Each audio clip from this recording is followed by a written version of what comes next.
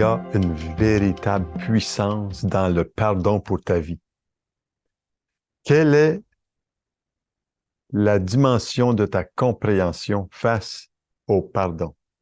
Dieu veut t'accorder de l'harmonie dans une restauration dans tes relations. Et mon désir le plus cher aujourd'hui est de t'aider, de t'accompagner dans cette compréhension du pardon, dans le plan merveilleux que Dieu a pour ta vie. Et je suis sans l'ombre d'un doute convaincu que tu as été confronté à l'injustice, au mépris, à l'incompréhension. Peut-être quelqu'un t'a menti, t'a trahi quelque part. Et tu sais, dans ces blessures émotionnelles que nous avons, il y a de la souffrance parfois camouflée, cachée. Mais j'aimerais aujourd'hui t'accompagner dans cette série sur le pardon. Le pratiquez-vous? Dieu veut que tu saches qu'il y a de la puissance dans le pardon et de la délivrance afin que tes relations deviennent harmonieuses et que dans ta famille, dans ton village, dans ta ville, les relations soient paisibles. Écoute bien ce chant et on se revoit par la suite.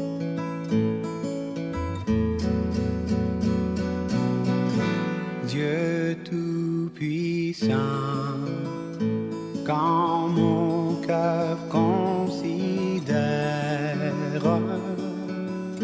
tout l'univers créé par ton pouvoir,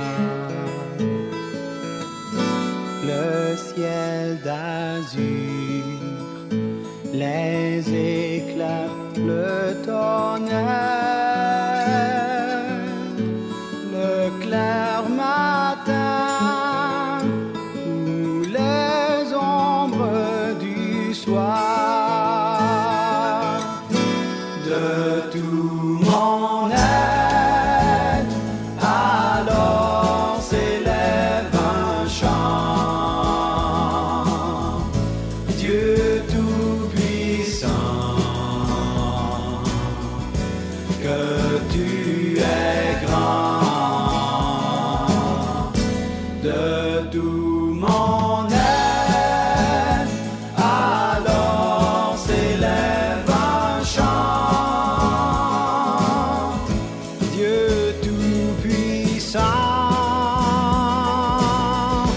que tu es grand.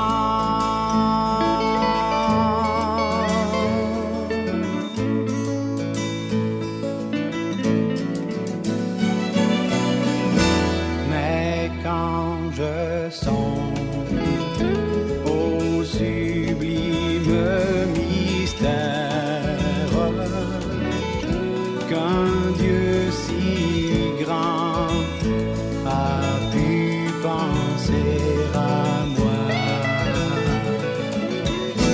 que son cher Fils est devenu mon frère et que je suis l'héritier du grand roi.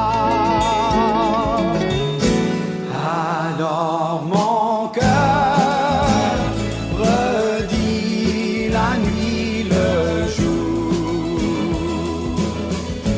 que tu es bon, ô Dieu d'amour.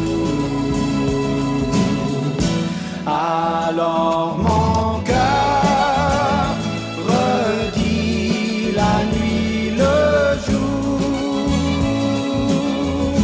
que tu es bon, ô Dieu d'amour.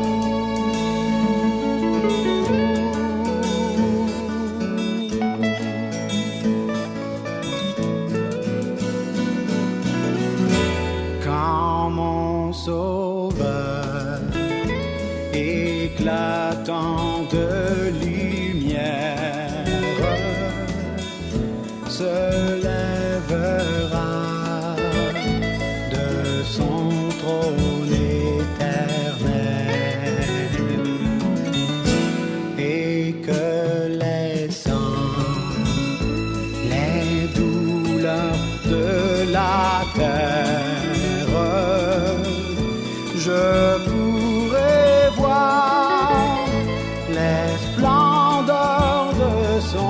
ciel.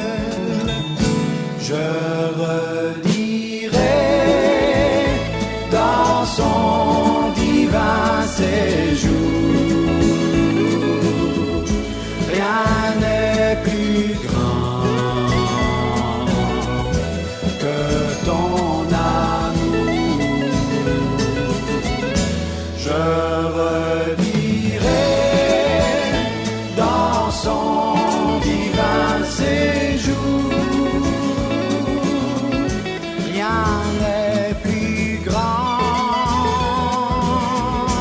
que ton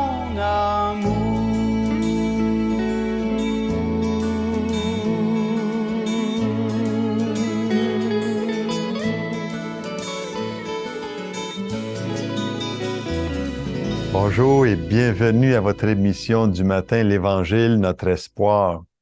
Il y a une bonne nouvelle pour toi aujourd'hui. Dieu a un plan merveilleux qui veut que tu comprennes parce qu'il y a de la puissance dans le pardon. Et je veux que vous sachiez que la clé pour nos relations dans tous les domaines, c'est le pardon passé et le pardon donné. Le pardon passé parce que Christ est venu dans ce monde. Il nous a donné l'exemple du pardon et il veut qu'on le partage aussi autour de nous, en bien le comprenant.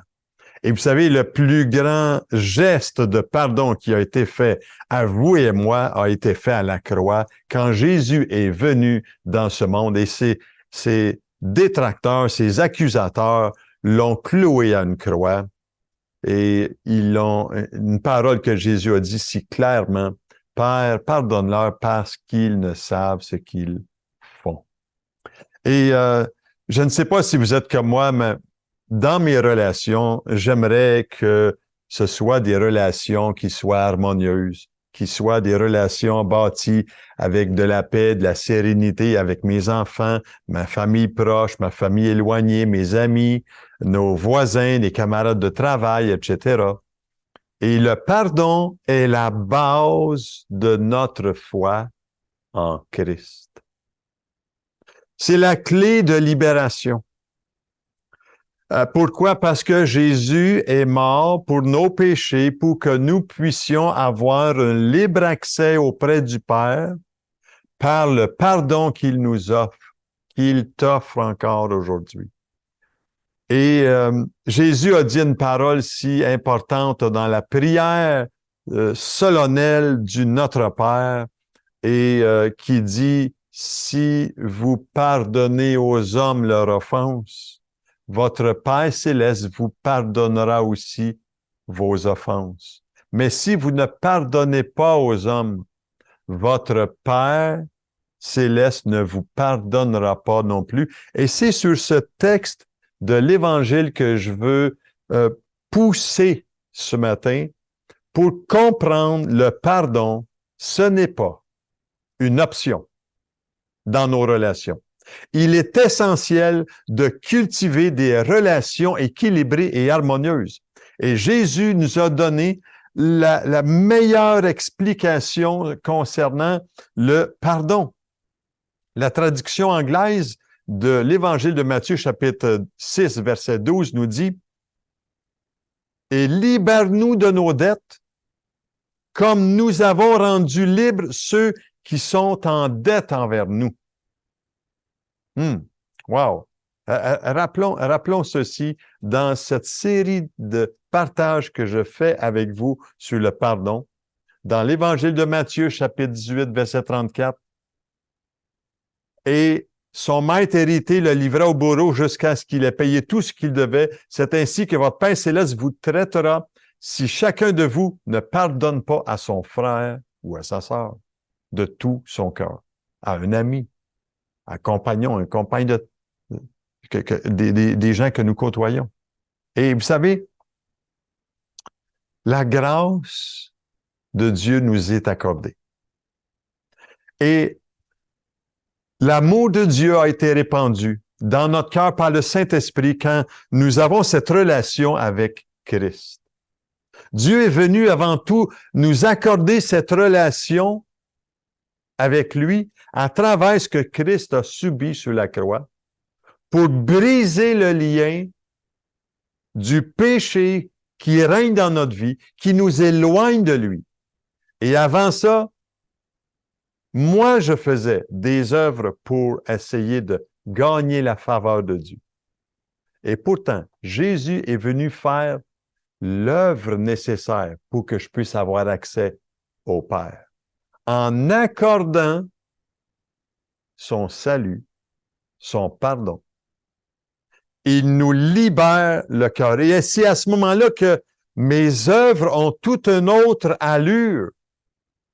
Je fais des bonnes œuvres parce que Christ m'a libéré déjà et qu'il m'a pardonné. Et c'est pour cela que je peux maintenant pardonner aux autres. En tout cas, je l'apprends. Et je l'apprends encore. Et parfois, ça m'arrive de blesser des gens. Et j'ai besoin de demander pardon pour la blessure que j'ai faite. On pourrait penser qu'on serait pardonné à cause de notre pardon. Et on pourrait mériter le pardon de Dieu. Mais on ne mérite pas ce pardon. Et dans la prière, vous savez, de modèle du Notre Père, Jésus mentionne vous savez, ça semble simple en apparence, ce que je vais vous partager.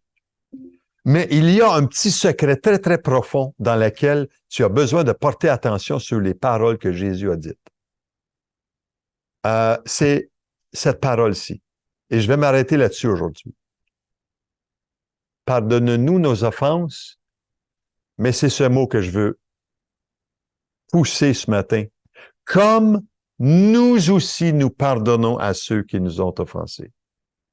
Et vous savez, la phrase dit, aurait pu dire, pardonne-nous nos offenses. Puis arrêtez là. Un point, c'est tout. Mais Jésus va plus loin que ça. Il mentionne que toi et moi avons une responsabilité dans la puissance du pardon pour comprendre qu'il est important de confesser notre faute devant quelqu'un pour lui demander pardon. Et la confession et le pardon font partie d'une prière normale. Jésus va y ajouter l'expression contradictoire pour nous peut-être. Pardonne-nous comme nous pardonnons. OK? Et Jésus est en train de nous dire, en d'autres mots, mon Père va vous traiter de la même manière que vous traitez les autres. Et vous savez, Dieu est tellement souverain.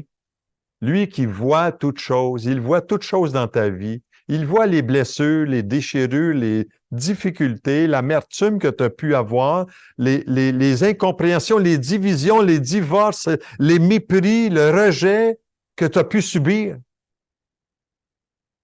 Et tu en as subi des choses. Mais Dieu veut mettre le doigt sur comme tu pardonnes. De quelle façon pardonnes-tu? De quelle façon pratiques-tu le pardon? Et vous savez, c'est pas seulement en disant une prière tout haut que notre cœur y est impliqué. Et c'est donc important de comprendre que si vous pardonnez pas, Dieu ne vous pardonnera pas non plus.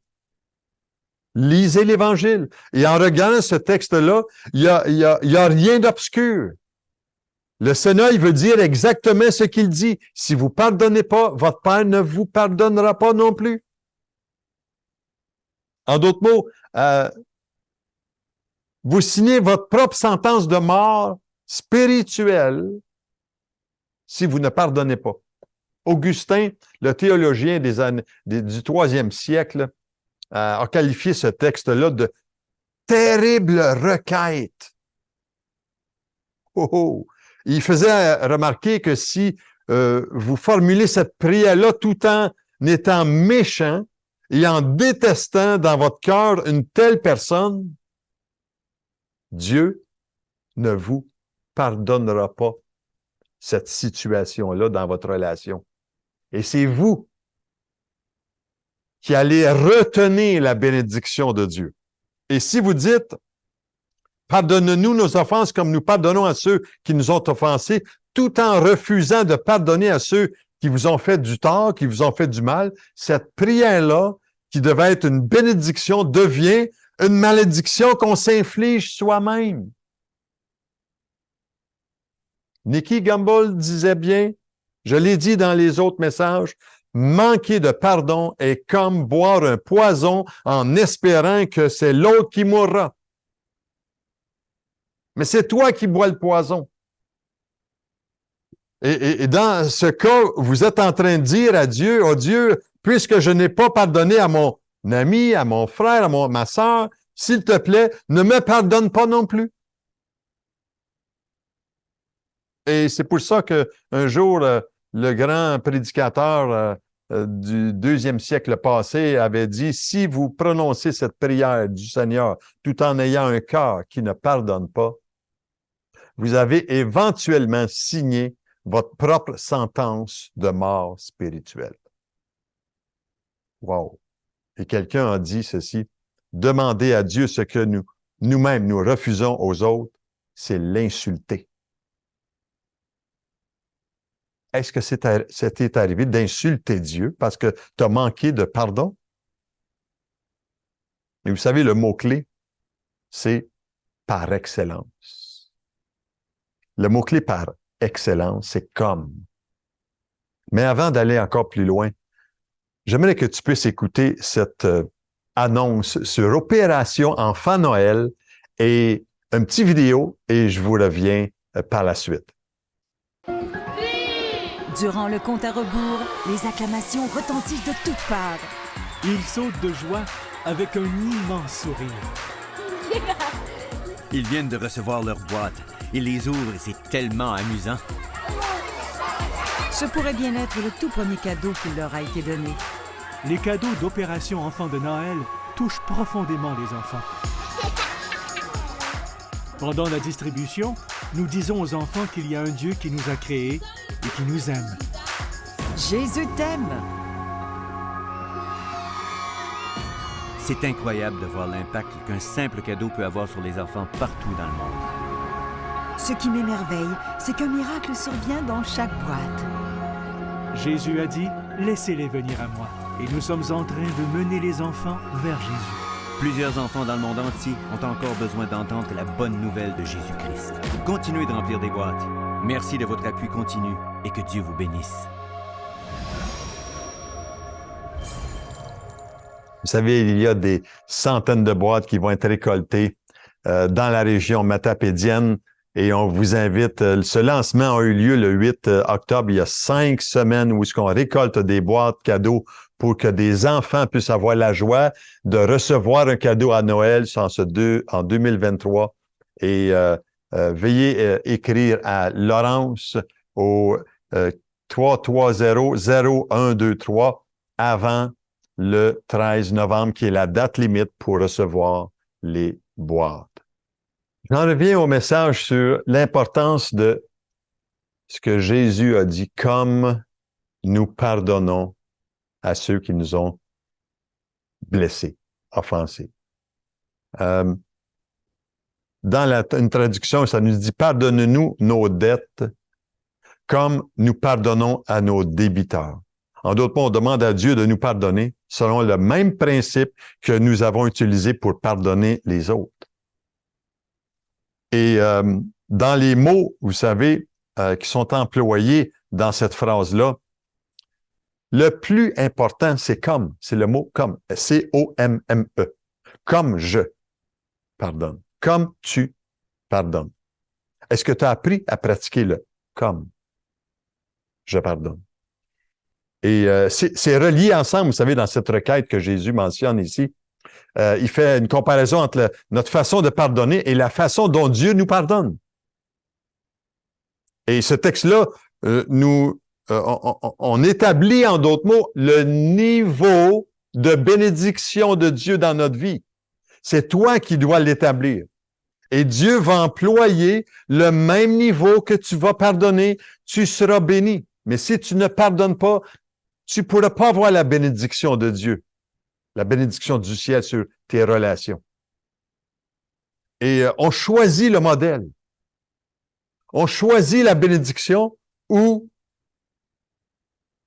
je vais le dire, la malédiction. Et je suis convaincu que dans ton désir, c'est d'avoir la bénédiction de Dieu. Mais si tu ne choisis pas de pardonner, tu ne peux pas rentrer dans la bénédiction de Dieu. Il y a une puissance dans le pardon. C'est une clé qui entre, qui est là, entre tes mains. Mais tu dois l'utiliser à bon escient afin que tes relations soient restaurées et ça doit partir de toi. Attends pas que ce soit les autres qui le fassent. J'en ai parlé dans les autres messages. Et quand vous faites cette prière, en réalité, vous dites, « Oh Dieu, agis avec moi comme moi je le fais avec les autres. » Ou bien traite-moi de la même manière que moi je traite les autres. De quelle façon traites-tu les autres? OK? Si tu dis, ah ben moi j'ai un voisin, puis j'y ai rendu service tellement de fois, mais il est tellement ingrat et je suis plus capable d'être en sa présence. Je suis fâché avec ce voisin-là, puis je lui pardonne pas ça. Il est tellement ingrat. Il n'est pas reconnaissant. Puis maintenant, Seigneur, traite-moi de la même façon que je traite mon voisin. Si tu ne lui pardonnes pas, ton Père céleste ne lui pardonnera pas, ne te pardonnera pas non plus. Puis, vous savez, un homme qui peut-être vous a blessé, une personne vous a blessé, et vous étiez tellement fâché. Ça m'est arrivé, vous savez. Et à ce moment-là, on devient impatient, on devient aigri, on devient en colère. Et si on ne pardonne pas, on dit, ben, Seigneur, traite-moi de la même façon que les sentiments que j'ai actuellement. Et vous savez, la parole de Dieu, est-ce qu'elle enseigne vraiment qu'est-ce que je suis en train de vous dire aujourd'hui? Est-ce qu'elle enseigne que le pardon que Dieu nous accorde est relié au pardon que nous accordons aux autres? Oui, un grand oui, mon ami. Oui, c'est ce que Jésus a précisé. Pardonne-nous nos offenses comme nous pardonnons aussi à ceux qui nous ont offensés. Et ça, c'est, oui, on peut avoir demandé pardon au Père céleste. Notre Père qui est aux cieux, que ton nom soit sanctifié, que ton règne vienne, que ta volonté soit faite sur la terre, dans mon cœur, hein? Que ta volonté soit faite dans mon cœur comme au ciel. Donne-nous aujourd'hui notre pain quotidien, pardonne-nous. Père, pardonne-nous nos offenses, comme. Et voilà la relation verticale envers le Père que j'ai besoin, certainement, et la relation horizontale que le Père me rend responsable si je veux avoir la bénédiction du Dieu qui a créé ce monde, qui un jour a envoyé son Fils pour nous donner cette prière si solennelle. Après avoir donné, vous savez, cette prière de modèle, Jésus revient sur cette prière pour faire un commentaire à la fin. Et il y a un seul point que Jésus reprend pour le commenter, cette prière-là, dans le verset 14 et 15. Il ne revient pas sur le pain quotidien, il ne revient pas sur que ton règne vienne, il ne revient pas non plus sur que ta volonté soit faite. Non, non. Il laisse de côté les points ici, puis il dit un commentaire, un cinquième commentaire, OK? Une cinquième requête. Si vous pardonnez aux hommes leur offense, votre Père céleste vous pardonnera aussi. Mais si vous ne pardonnez pas aux hommes, votre Père ne vous pardonnera pas non plus vos fautes. Moi, je trouve ça tout à fait solennel, la prière du Notre Père qui termine de cette façon-là. Et Jésus dit dans l'évangile de Matthieu qu'on avait vu dans les semaines antérieures, c'est ainsi que votre Père céleste vous traitera si chacun de vous ne pardonne pas à son frère. De quelle façon qu'il va nous traiter? Comme par le bourreau qui vient et qui va nous faire payer. Et c'est qui va faire payer? C'est mes propres décisions. OK? La première étape que j'aimerais voir en terminant aujourd'hui, c'est que nous avons une dette énorme que nous ne pouvions pas payer. Et la dette de tous nos péchés qui nous condamnait, qui nous séparait de Dieu. Mais Christ est venu, il a payé de sa vie sur la croix. Il est mort, il appelle ça la mort expiatoire. Il a expié le péché par son sacrifice dans ta vie, si tu crois, le sacrifice que Jésus a payé pour le pardon de tes fautes. Et en d'autres mots, c'est à nous de lui demander pardon. Et la Bible nous dit que c'est Jésus qui a été la victime expiatoire pour nos péchés. Et c'est la première étape qu'on doit faire. La deuxième étape, c'est comme Dieu nous a pardonné, nous devons aussi pardonner aux autres. Hein? C'est la fameuse parabole de Matthieu chapitre 18, verset 33. Ne devais-tu pas aussi avoir pitié de ton compagnon comme j'ai eu pitié de toi? Ah, encore le mot « comme j'ai eu pitié ». Comme. C-O-M-M. Comme j'ai eu pitié. La troisième étape que j'aimerais aujourd'hui regarder avec toi en terminant, c'est là qui surgit le problème. C'est que en tant que chrétien qui a été pardonné, moi j'ai été pardonné de mes péchés. OK? Pardonné complètement parce que j'ai demandé pardon pour mes fautes au Seigneur. Et comment est-ce que je pourrais pas rendre l'appareil à ceux qui m'ont blessé? Parce que j'en ai blessé des gens. Et il y a des gens qui m'ont blessé. Et j'ai pris une décision. C'est que mon Père Céleste qui m'a blessé, mon Père Céleste qui m'a pardonné, et toutes ces blessures que j'ai subies, maintenant sont guéries. Je suis restauré. Dans mes relations, les choses se développent de mieux en mieux. Et on trouve, vous savez, quelque chose d'extraordinaire quand on pardonne et qu'on accepte ce que Jésus a fait pour nous. Et en d'autres mots, on sort de notre prison. Nos yeux s'ouvrent sur nous-mêmes et sur les autres. Parce que la responsabilité me revient à moi. Et je ne m'accroche pas à l'amertume.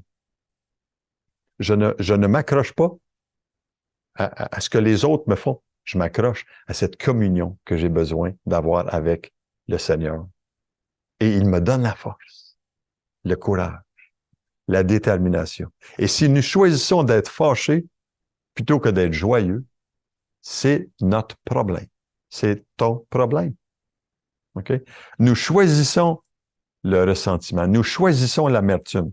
Nous choisissons de murmurer plutôt que d'avoir la paix de Dieu dans notre âme. Et nos rancunes sont devenues tellement importantes que la bénédiction quotidienne de Dieu est mise de côté. Vous vivez avec vos bourreaux invisibles, vous savez, plutôt que de la liberté et le pardon. Et j'aimerais ce matin juste prier avec vous en terminant. Faire cette prière toute simple. Père Céleste, je veux te remercier pour ta parole aujourd'hui. Je te remercie que tu es celui qui m'aide à pratiquer le pardon dans ma vie pour que je puisse, à mon tour, le redonner.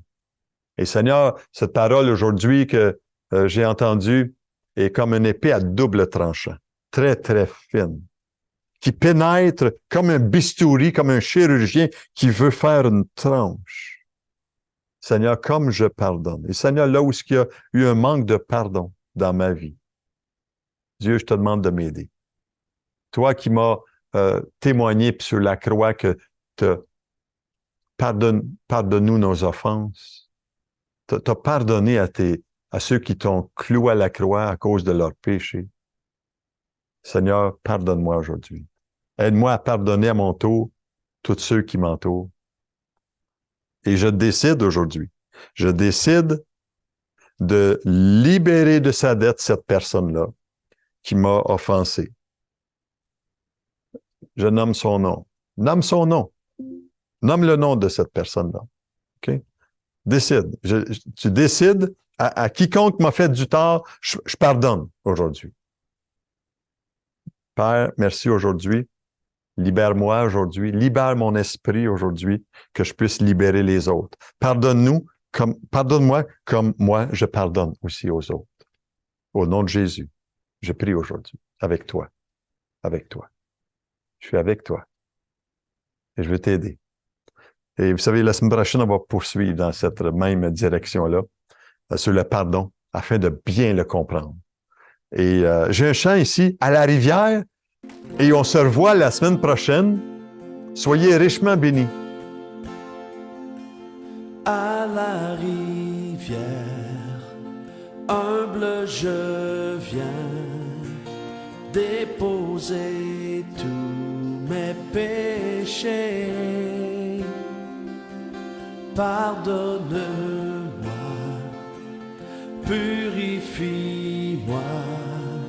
Seigneur, viens me rencontrer. De ces eaux vives coule ta grâce qui me guérit, me libère. Je me présente à la rivière. Seigneur, viens me rencontrer. Précieux Jésus, entre tes mains, j'abandonne mes soucis. Oui, prends ma main, attire-moi. Seigneur, viens me rencontrer. À la rivière, humble je viens déposer tous mes péchés. Pardonne-moi, purifie-moi, Seigneur, viens me rencontrer. De ces eaux vives coule ta grâce qui me guérit, me libère. Je me présente à la rivière. Seigneur, viens me rencontrer. Précieux Jésus, entre tes mains, j'abandonne mes soucis. Oui, prends ma main, attire-moi. Seigneur, viens me rencontrer.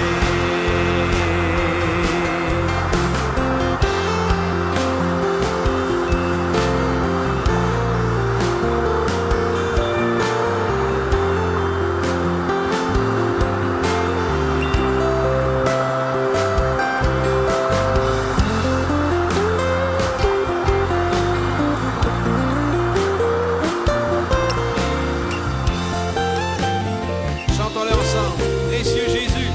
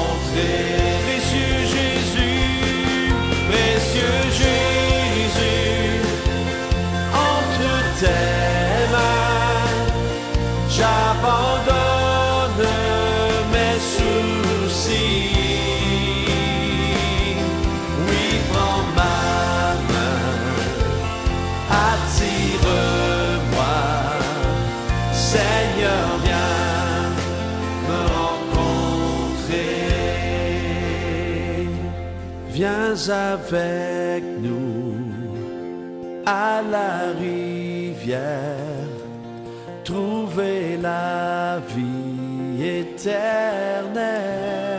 Il t'appelle.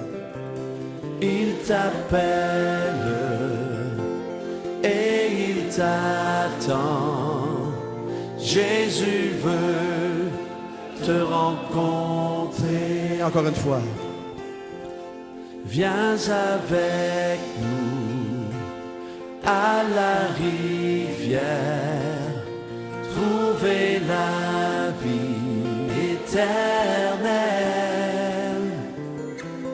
Il t'appelle et il t'attend.